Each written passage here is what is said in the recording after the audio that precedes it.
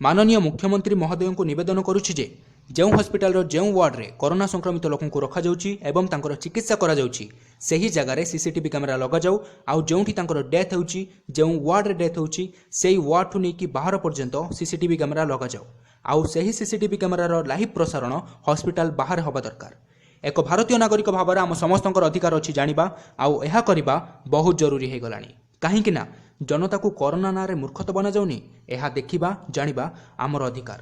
ଯଦି ଏହି କଥାରେ ସହମତ ଅଛନ୍ତି ଓ ଲୋକତନ୍ତ୍ରକୁ ବିଶ୍ୱାସ କରୁଛନ୍ତି ତାହେଲେ ଏହାକୁ ସେୟାର କରନ୍ତୁ। ଏବେ ଟିକେ ଥଣ୍ଡା ମୁଣ୍ଡରେ ଭାବନ୍ତୁ, ଯଦି ଏହା କରୋନା ସଂକ୍ରମଣ ରୋଗ ତାହେଲେ ପଶୁ ପକ୍ଷୀ ଜୀବଜନ୍ତୁକୁ ଏପର୍ଯ୍ୟନ୍ତ କାହିଁକି ହେଇନି, ଖାସ୍ କରି ମାଙ୍କଡ଼କୁ? ଏହା ଏମିତି କେଉଁ ରୋଗ ଯେଉଁଥିରେ ସରକାରୀ ଲୋକ ଆଉ ହିରୋ ସବୁ ଭଲ ହେଇଯାଉଛନ୍ତି କିନ୍ତୁ ସାଧାରଣ ଜନତା ମରିଯାଉଛନ୍ତି?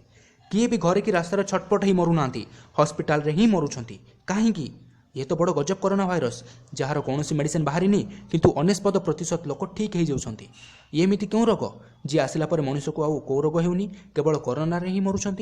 टिके भावतु, जदि साबुन और सानिटाइजर रे कोरोना मरी जाउछि ताहले एजाए मेडिसिन कौन पर बाहरी पारानी? जितेबाला कोरोना पेसेंटर मृत्यु होउछि तार मूल्यवान अंश को बाहर करिकी जरी पैकिंग करिकी न खोलिया आदेश दे डेड बॉडी दिया जाउछि। अच्छी कौन उत्तर आपण पाखरे?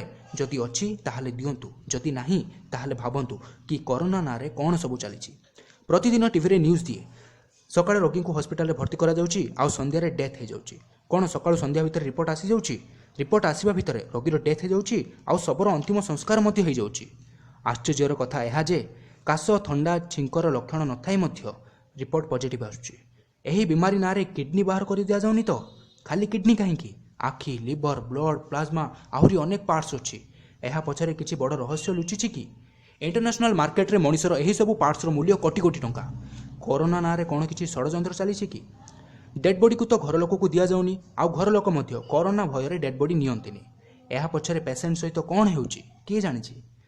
तेणु समस्त को मिसिकी एमिति एक पदक्षेप नेबाकू पड़िबो जहा द्वारा कड़ा कार्यानुष्ठान नियाजिबो और प्रकृत सत सामना को आसिबो।